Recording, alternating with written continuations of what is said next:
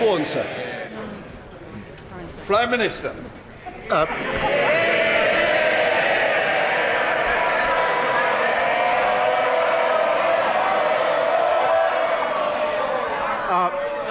just say I didn't know the Prime Minister was that popular on this side.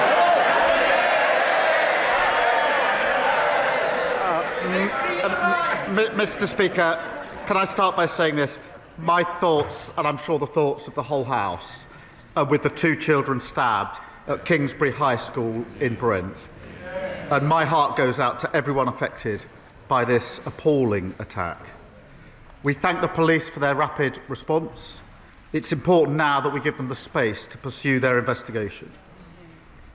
And, Mr. Speaker, this morning I conveyed the UK's deepest condolences to Prime Minister Carney and the people of Canada for the devastating shooting in Tumbler Ridge. Mr. Speaker, I'm determined to fix the broken SEND system. No parent should have to fight for the support their child needs. Today we announced a 10-year plan to fix the crumbling school estate that we inherited, delivering a more modern and inclusive classrooms that meet the needs of every child. Mr. Speaker, this morning I had meetings with ministerial colleagues. Now, there's been quite a few of those this week. In addition to my duties in this House, I shall have further such meetings later today. Thank you. I'd like to associate myself with the Prime Minister's remarks there. The Prime Minister's commitment to 1.5 million more homes will require 48,000 new entrants to the construction industry every year. In Chesterfield, we're doing our bit. The Construction Skills Hub brought 70 new entrants into the construction sector, and we did see a welcome increase in numbers across the country last year. But we need a step change. We need numbers to double. So can the Prime Minister tell the House what steps he is taking to get more people to commit to construction industry careers and get those numbers up where we need them to deliver on his housing ambitions? Prime Minister. Well, my honourable friend is right. The task of rebuilding our country is a huge opportunity to give young people a brilliant career. And we're backing apprentices with a record £3 billion budget. And we're making sure companies who bid for major contracts commit to high-quality apprenticeships here in the United Kingdom. And, Mr. Speaker, we're creating 13,000 new opportunities for young people as plumbers, engineers and bricklayers, securing their future and rebuilding this country. We come to the Leader of the Opposition, Kemi Bendel. Thank you, Mr. Speaker. And can I associate my side of the House with the Prime Minister's words on the horrific stabbing in North London yesterday, as well as the shooting in Canada? When he was Leader of the Opposition, the Prime Minister said, and I quote, "I never turn on my staff. When they make mistakes, I carry the can." What changed? Prime Minister. Well, Mr. Speaker, I've accepted responsibility and apologised for the mistakes that I made. But let me say this, Mr. Speaker.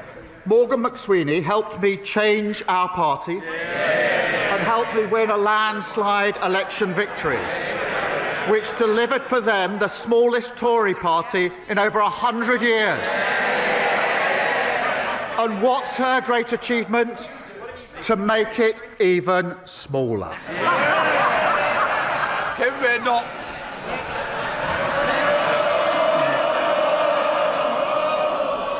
The Whips have done a great job today. This is like the 37th... Oh, you said, yeah, exactly. Done a great job today getting them cheering. We all know that they've been sick for the last week. Because let's remember, Mr. Speaker, just last week, he told us that he had full confidence in his Chief of Staff, Morgan McSweeney. On Sunday, he sacked Morgan McSweeney. Last week... he resigned. Yes. Last week, Mr. Speaker, he was defending the Cabinet Secretary. Now he is sacking him. What changed? Prime Minister. Mr. Speaker, in January she said she had full confidence, 100% confidence, she said, be no more defections from her party. 48 hours later, the Shadow Foreign Minister defected. 8 days after that, the former Home Secretary defected. The only question now is, Who's next? She needs to wake up. Her party is dying. Mr. Speaker, the Prime Minister is demonstrating stratospheric levels of delusion if he thinks the problem is on this side of the House. And he didn't say anything about why the Cabinet Secretary is going. We know the truth. It is because he is throwing everyone under a bus except himself. And, Mr. Speaker, the Mandelson episode was not an isolated incident. A few weeks ago, he announced a peerage for one Matthew Doyle, his former Director of Communications. Immediately after that, the Sunday Times published on the front page that Doyle campaigned for a man charged with child sex offences. Yet, despite the Prime Minister knowing this, he gave Doyle a job for life in the House of Lords anyway. Why? Prime Minister. Mr. Speaker, Matthew Doyle did not give a full account of his actions. And on Monday, I promised my party and my country there would be change. And yesterday, I removed the whip from Matthew Doyle. I'll tell you what other action we've taken, Mr. Speaker. Along with the Safeguarding Minister, I and this government have introduced the most far-reaching violence against women and girls strategy. And I'll tell you what else we've done. This government has introduced a pay rise for millions of working-class women. What did the Leader of the Opposition do? She opposed it. This government's introducing greater protection for women at work. What did the Leader of the Opposition do? She opposed it. And I'll tell you what else she opposes. This government removing the disgusting rape clause that they put in place. Mr. Speaker, the Prime Minister pretends not to know about Matthew Doyle. It was on the front page of the Sunday Times. He cannot explain why he gave this man a peerage, and I think they should be wondering why they're still cheering for him after that. And the Prime Minister, sometimes likes to claim, as he just did, that he cares about violence against women. The truth is, he only cares about the victims when he's trying to save his own skin. They can shake their heads. We saw it with grooming gangs. We saw it with Mandelson. And now we see it with Doyle. Isn't that what a former prosecutor would call an established pattern of behaviour? Mr. Speaker, I'm going to take no lectures from the Tories in standards in public life. She defended Partygate for months and months and months. And even now she says it was overblown. The Shadow Foreign Secretary broke the ministerial code by bullying. Boris Johnson kept her. The Leader of the Opposition promoted her. She sits on her front bench. Her former Shadow Justice Secretary complained about not seeing enough white faces in Birmingham, and she was too weak to sack him for racism. Nobody buys it, Mr. Speaker. Not even the Labour women, because they know he always puts the Downing Street Boys Club first. And how dare he criticise us? We weren't the ones stuffing government with hypocrites and paedophile apologists. He can't build a team, Mr. Speaker. He has no plan. He can't even run his own office, let alone the country. He is now dealing with a new scandal of appointing someone who campaigned for a man convicted of having indecent pictures of girls as young as 10. Isn't the Prime Minister ashamed that that will be his legacy? Prime Minister. Mr. Speaker, my legacy is changing my party and winning a general election. And I'll tell you this, I kicked my former leader out of my party. Her former leader, Liz Truss, broke the economy and has descended into bonkers conspiracy theories. I kicked her out of Parliament. She's too weak to kick her out of their party. Mr. Speaker, he hasn't apologised for appointing Matthew Doyle because he won't take responsibility. He never does, and they know it. The Prime Minister is now telling everyone that he's never lost a fight. It's because he won't step into the ring. He's never lost a fight. He's walked away from welfare reform. He won't stand up to the unions. He won't stand up to China. He can't even stand up to Mauritius. Mr. Speaker, he's had 3 cabinet secretaries, 4 chiefs of staff, 5 Director of Communications in just 18 months. And now he is mired in yet another scandal.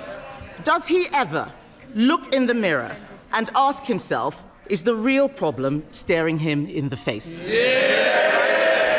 Speaker, I delivered a landslide victory for our government. Only 4 people have ever led the Labour Party to victory in a general election. I am one of them. And she talks about numbers. Let us remember, Mr. Speaker, 5 Prime Ministers, 7 Chancellors, 8 Home Secretaries, 8 Foreign Secretaries, 16 Housing Secretaries, all completely useless, all failed Britain, and this Prime Minister's clearing up the mess. She comes here every week desperately fighting to save her dying party. I'm fighting to change our country. Interest rates down, inflation down, waiting lists down, child poverty down, and I'll tell you another thing's down, the number of Tory MPs.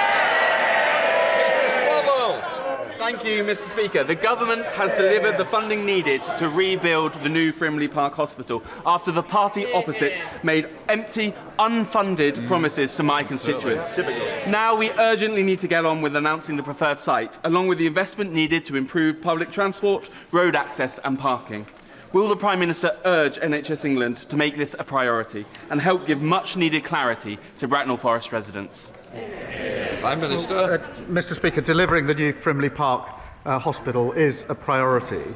Under the party opposite, his constituents were given totally empty promises. They failed patients and they failed staff. We put a proper plan and the funding to match, and the Trust are making real progress on the business case, and I want to see spades in the ground as quickly as possible. Said David, Leader of the Liberal Democrats. Mr. Speaker, can I associate myself with the Prime Minister's remarks about the dreadful stabbing of 2 children in Brent and about the horrifying shootings in British Columbia? Our thoughts and prayers are with the children's parents and the people of Canada, especially those grieving the loss of loved ones. Mr. Speaker, to appoint one paedophile supporter cannot be excused as misfortune. To appoint 2 shows a catastrophic lack of judgment. The Right Honourable Gentleman once told this House that when a Prime Minister refuses to take responsibility, and I quote, "It only serves to convince people that things cannot get better, that governments cannot improve people's lives, and that progress is not possible because politics does not work." Does he still agree with himself? And does he share my fear that that is exactly what is happening now? Minister. People in this country, millions of people, have been let down for years and years and years. And one of the reasons was austerity, which his party supported. He should take accountability and take responsibility for what he has inflicted on this country. Surrender, David.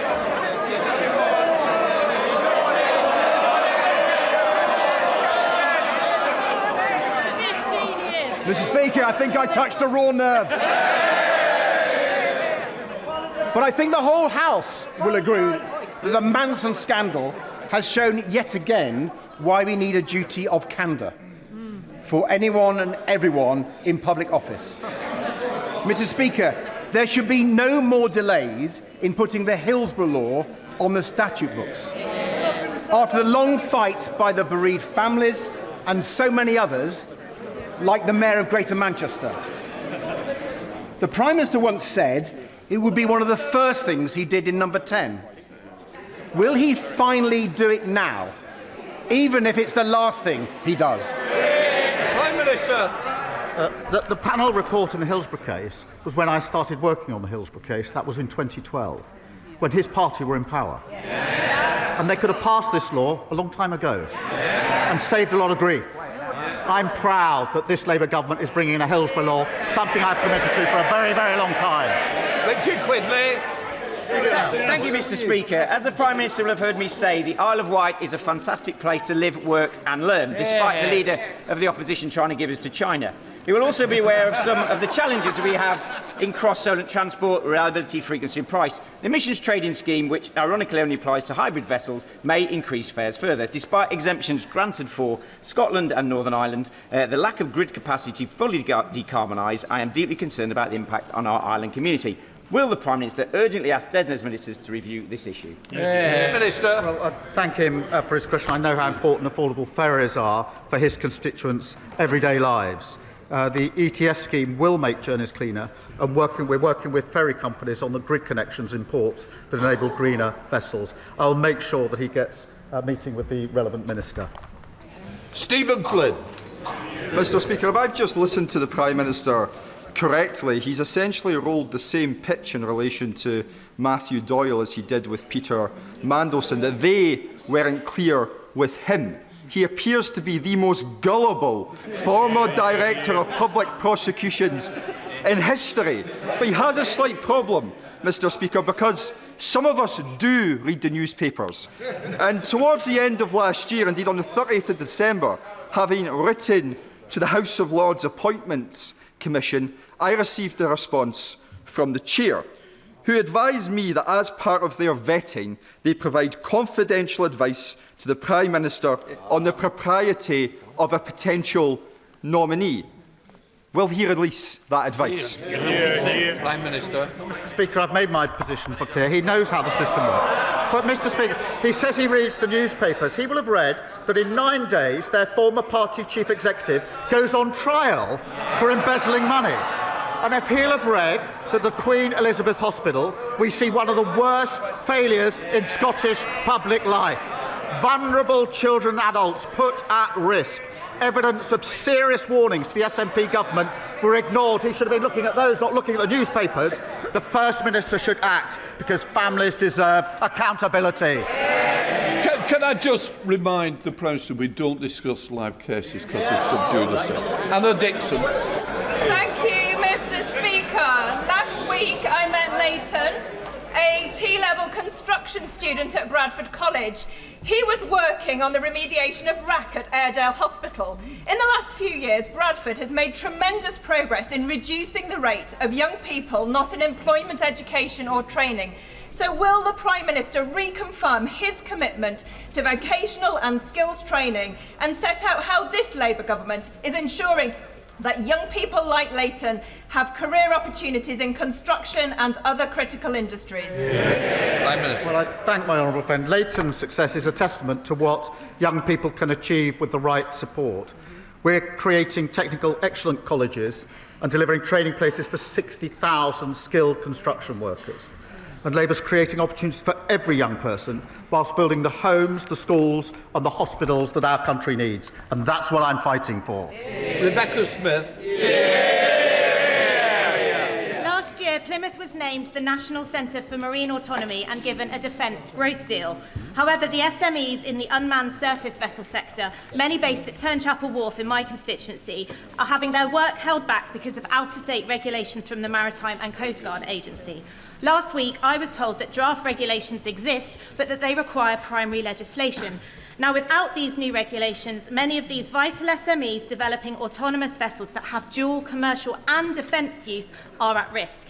So, Mr. Speaker, will the Prime Minister show some backbone and consider finding a slot for primary legislation as a matter of urgency, or at least consider adding it to the King's speech later this spring, assuming that he is still in charge of the legislative programme by then?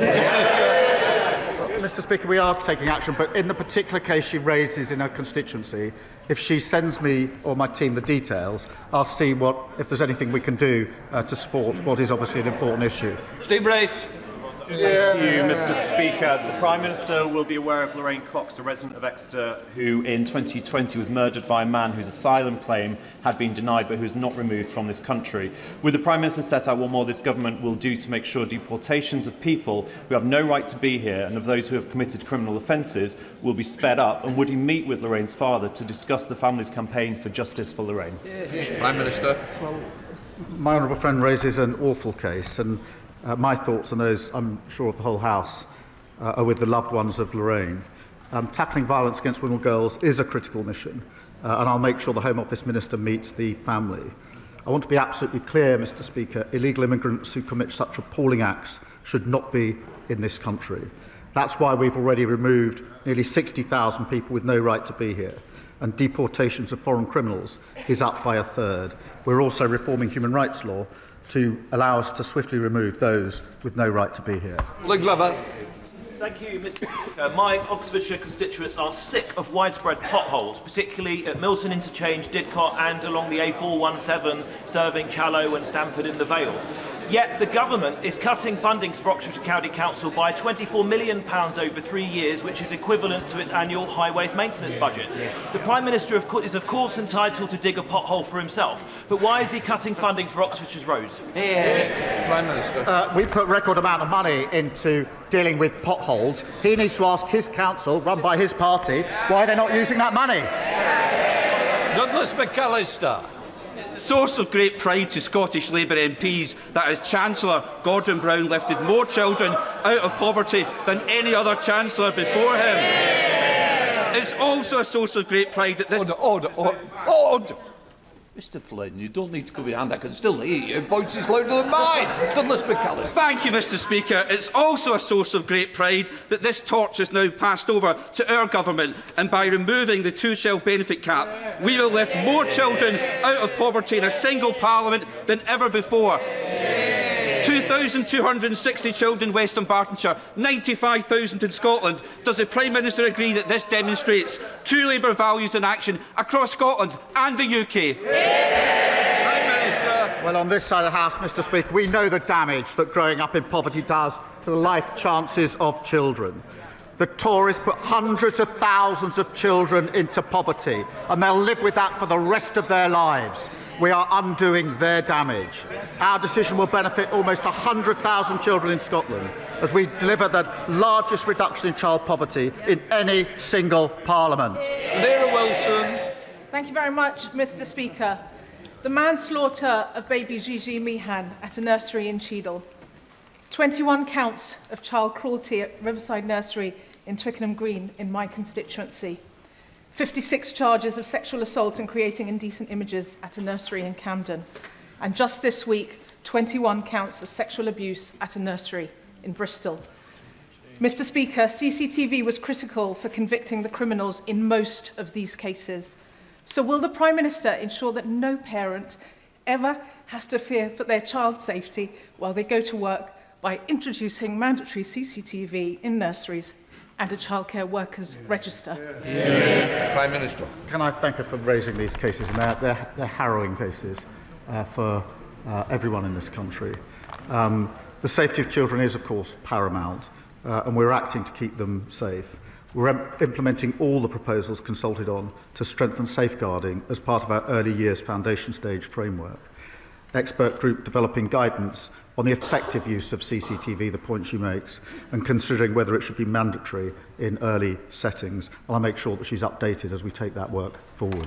Catherine West. Thank you very much, Mr Speaker. 126 years ago, this House legislated to make Alexandra Palace available for the free use of the public forever. And last year, Luke the Nuke changed darts forever by rewriting the record books. Today, Ali Pali plays host to World Championship darts, Master Snooker, Haringey Huskies, Greyhounds for ice hockey, plus music, comedy, drama and more. Will the PM today keep the Palace competitive as the international venue for darts by supporting my campaign to raise a one-off public-private £500 million investment for urgent capital improvements? Prime Minister. Can I thank my honourable friend? The People's Palace is an iconic British venue, a home for darts, snooker and world-class music.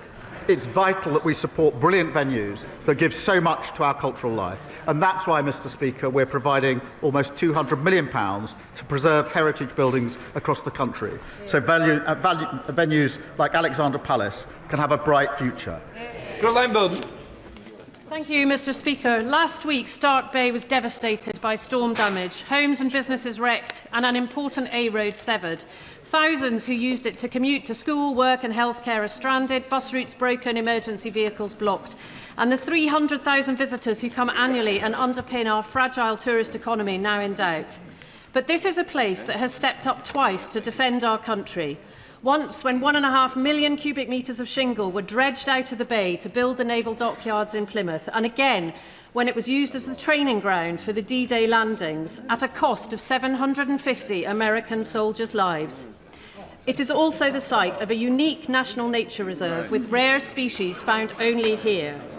This storm damage is of national significance, so I ask the Prime Minister if he will ensure that the myriad of government agencies and departments needed will work together with experts to find and fund a sustainable long-term solution to the coastal erosion that is inflicting so much...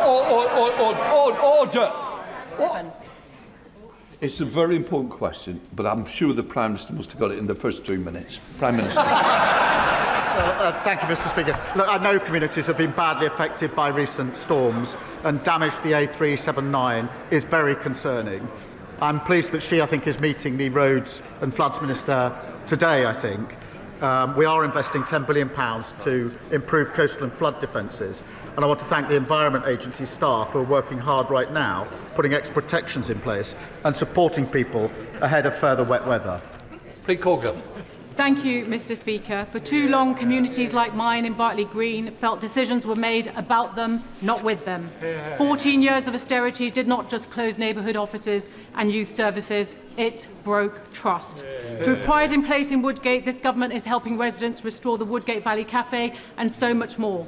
What is the Prime Minister's message to my constituents about how politics can be a force for good and that he will never walk away from my community and the country we love? Well, I thank her for a question. My message is that I've always believed that those with skin in the game make the best decisions about their community.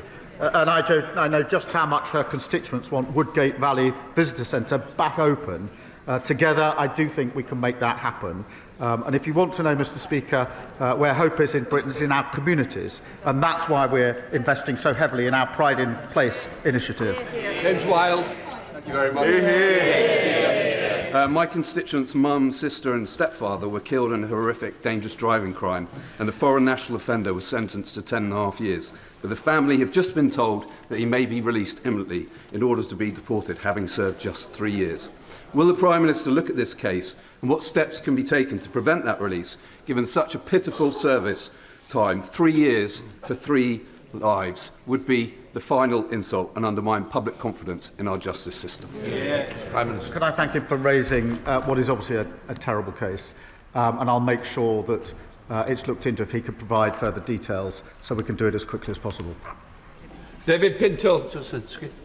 Thank you, Mr. Speaker. Our democracy in this House relies on the spoken word, but many with speech disabilities are left without a voice. I have a speech impediment. So do 2 million adults and 1 in 12 children. It can rob people of their confidence, lead to discrimination and limit our opportunities in work and in public life. It's time to tear down these barriers. Can the Prime Minister share with what this government is doing to help people with speech disabilities get the support they need so their voices can be heard? Prime Minister. Can I start by saying he is an inspirational and powerful campaigner on this issue, and by doing what he's doing, he will give great courage to other people to take the same steps. I'm proud we're increasing the number of NHS speech and language therapists. We're trialling new ways of identifying and supporting children with speech and language needs in their early years, because I agree that every child deserves the help they need to reach their potential. Dr. Al Pinkerton. Thank you, Mr. Speaker. My Surrey Heath constituent, Christopher, was discharged from the RAF in 1966 solely for being gay. But despite the government committing to restoring the medals, the berets, and indeed acknowledging the injustice of those discharged from our armed forces prior to 1967, his case has been dismissed out of hand, with only a letter that contained the track changes from the template that the MOD issued.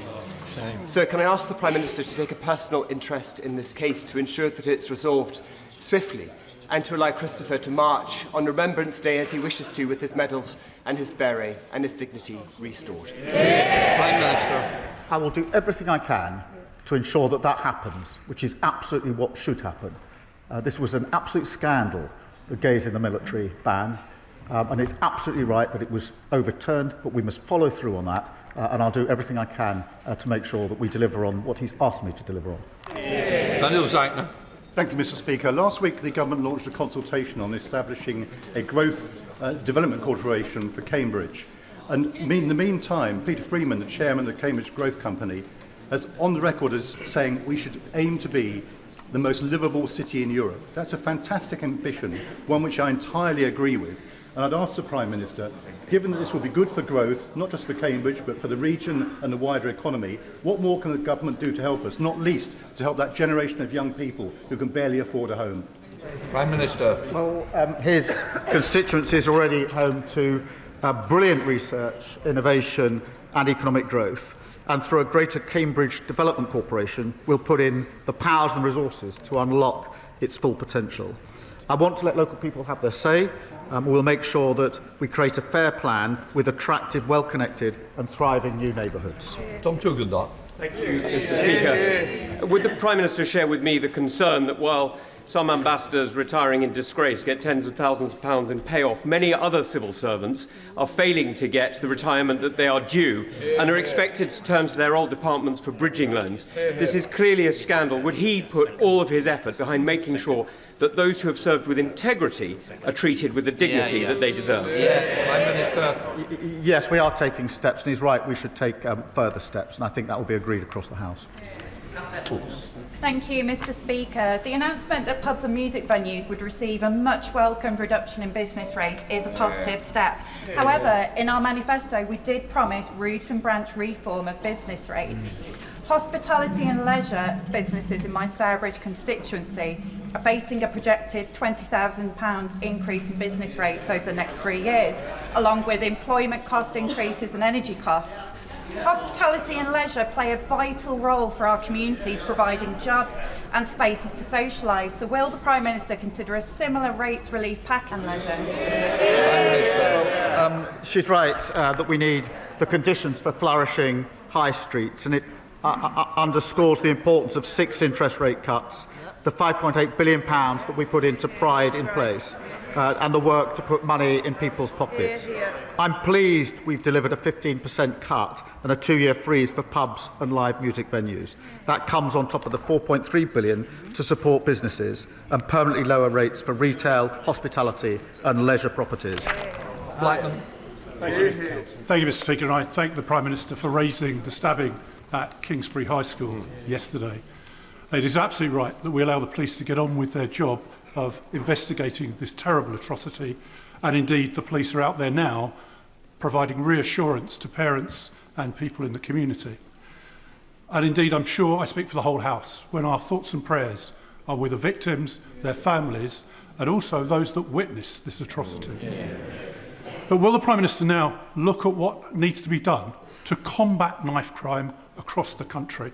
It is absolutely wrong that people are carrying knives in the first place when they don't need to, and indeed they're drawn into this terrible atrocity. We owe it to the victims to ensure this happens. Prime Minister. Can I thank him for raising this case? And it's one of the most powerful and important things that we do as MPs in this place, particularly when there's such awful cases. And he's absolutely right. We must do everything we can to reduce knife crime. There are initiatives and steps we've taken to remove the accessibility of knives where they can be bought. We need to do much more work with our schools and young people to ensure that people don't carry knives. And we need to work with the police and law enforcement to make sure that these incidents are investigated as quickly and as effectively as possible. And I think that's a shared endeavour across the House. Sarah Edwards. Thank you, Mr. Speaker. In my constituency, the beautiful Grade 2 listed Chetwynd Bridge on the A513 between Eddingale and Alwas has been restricted to cars and light vans since October of 2023. So farmers are facing a 25-mile diversion, and with severe flooding now hitting Eddingale multiple times a year, this vital route risks being cut off for emergency response times as well. Bridges like this, with a clear economic impact on communities, should be the focus of the government's new Structures Fund, which I welcome. So can I ask the Prime Minister to encourage his ministers to meet with me so that we can find a solution to this issue for my rural constituents in town? Well, can I thank her for raising this issue, and just hearing her makes it absolutely clear that we need to find a solution to this, so I'll make sure that she gets the meeting that she is requesting with the relevant minister, so we can move as quickly as possible. Ayab Khan, final question. Mr. Speaker, rubbish is building up right beneath my very nose. It's becoming...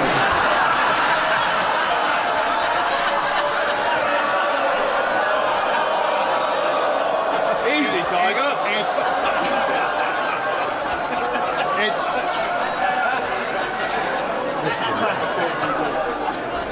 It's becoming a serious problem in Birmingham.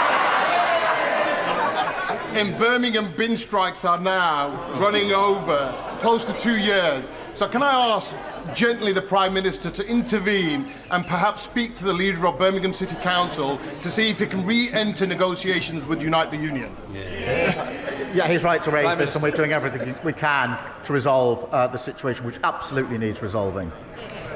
That completes Prime Minister's questions.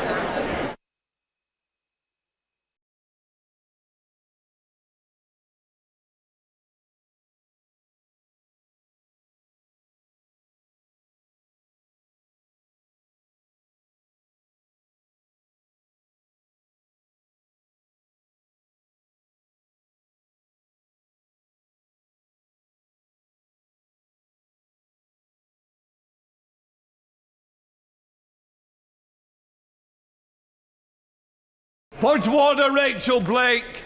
Mr. Speaker, on a point of order, yesterday a Reform UK MP visited a synagogue in my constituency and failed to notify me of this visit. It was a political visit.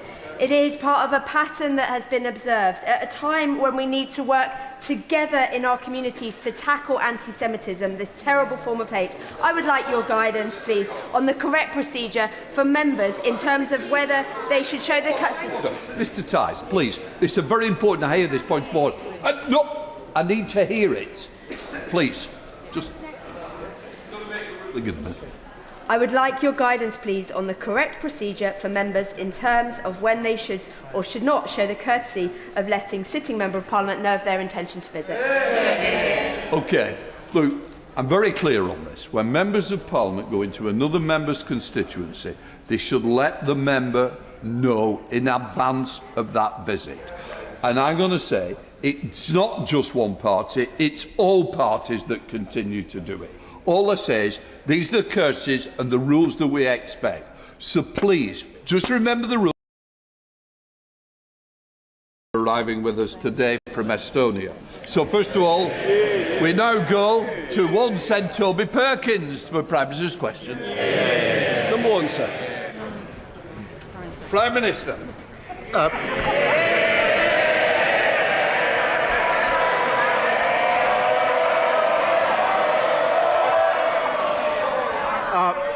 I just said I didn't know the Prime Minister was that popular on this side.